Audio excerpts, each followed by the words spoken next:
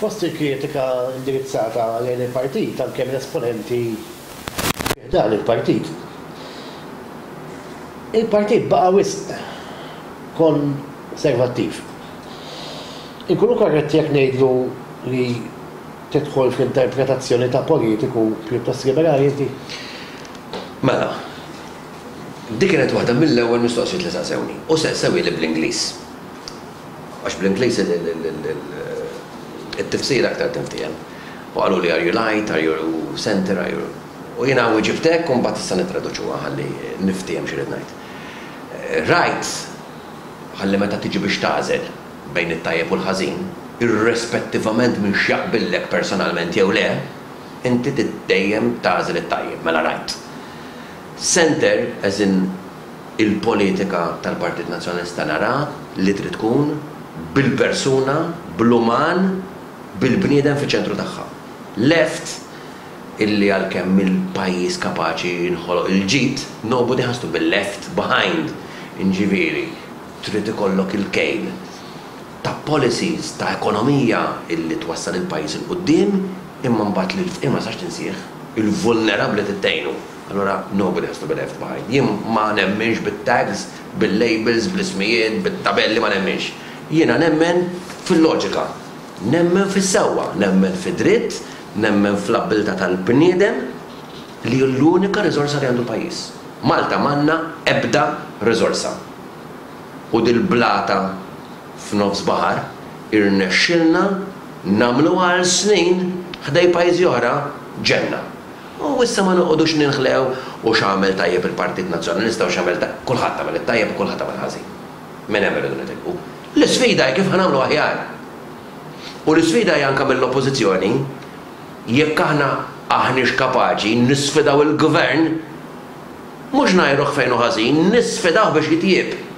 U nuruh li nistgħu nkunu aħjar minnu. Mbagħad in-nies jażlu. Però ġifieri di ma ddejjaqniex il-tabelli ma jaffettwawnix. Jiena ma nikkonsidra li l-nifsi la liberal u la konservattiv imma bniedem l-ewwel nies. Din hija tiġrija għall-kap tal-Partit Nazzjonalista. Mela jiena l-ewwel Malti. Jien nazzjonalist. Malti u nazzjonalist. Il-valuri tiegħi huma dawk li huma. It-trobbija tiegħi, l-edukazzjoni tiegħi huwa partit illi bbażat fuq il-valuri u l-valuri tal-passat ma niċħadhomx. Però minn fejn ġej irrid imbagħad nifhem is-soċjetà tal-lum kif tħaddidna qabel u ħares lejn bżonnijiet tal-futur.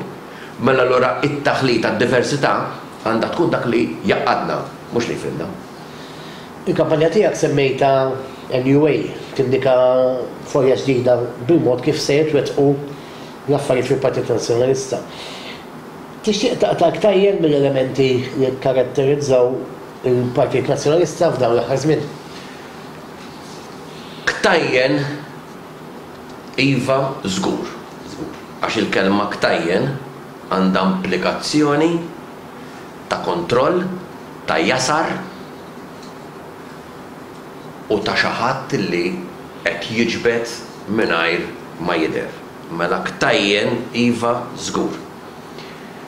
Ma jfissirx dan illi dak kollu li huwa tajjeb fil-Partit Nazzjonalista ħajjitwarrab, ma jfissirx dan li fejn hemm elementi li huma għalkemm antiki pożittivi u li nistgħu nitgħallmu minnhom u huma l-erf storiku tal-partit assolutament m'għandhomx jitwarbu. Anzi, għandhom jingħaqdu mal-enerġija ġdida, maż-żgħażagħ tagħna u ma' dawk li verament iridu jġibu lura l-Partit Nazzjonalista fejn ġarru li jkun. Però ktajjen iva jinqataw u jitqaċtu u jintremew fil-basket tal-memorja storika. Mistoqsija li tisaqsu ħafna jekk tkun elett kap. Taħseb li ħassib resistenza biex tiġi co-opted fil-Parlament? Il-Partit Nazzjonalista fl-aħħar 4 snin. Fimtek. Fair question. Il-Partit Nazzjonalista fl-aħħar 4 snin iddeċieda illi minn elezzjoni għal kap ta' biss 900 konsillier iwessa l-firxa demokratika għal 1400 konsillier. U interessanti li jgħid li dawn jinkludu allura il-kunsilliera lokali li laqqas hemm neċessità li jkunu tesserati. Mela hemmhekk għandek kunsilliera li jista' jkun mhumiex tesserati. Għax biex inti tkun eletta kunsill m'għandekx għalfejn tkun tesserat. Mela minn 900 għal 1400 kunsillier li uħud minnhom mhumiex tesserati.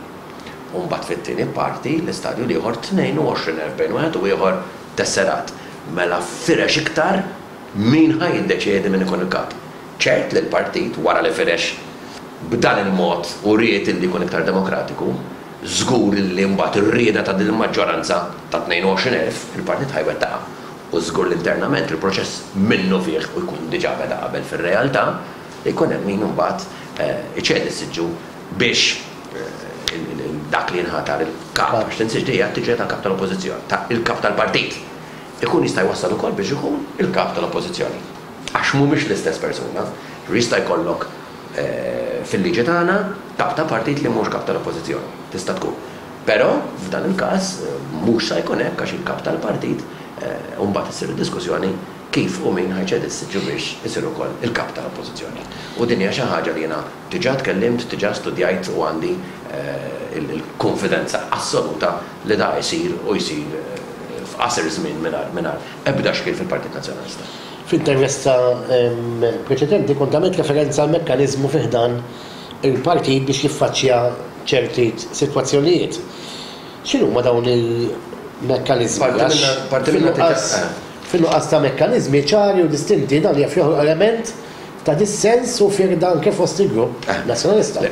Tiġa uġib parti minna ma konx fil-ħassis s-senitini waħda u tiġa jisni preċedejt ftit. Mela da xieġri. L-ewwel nisma ta' tibda il-dibattitu intern ta' kif ħajsiru minn ħajċedi, inti tittara kif jaħdmu r-regolamenti, tittara il-corruption kif issir, tittara l-istrutturi tal-partit kif jipprovdu illi fuq liema distret telaw dawk diġà bil-by-election u jekk jitaraw bil-by-election. Allura, imbagħad ikun hemm min ħajċedi postu li jkun limitat, jekk ma jkunux taraw bil-by-election jekk iċedi postu dak li huwa kandidat, xorta jkun hemm il-proċess tal-by-election illi jrid jara jekk issa jkun hemm kandidati li jikkontestaw dik. Dawn huma proċeduri interni ta' partit illi jridu jsiru bit-tranquillità.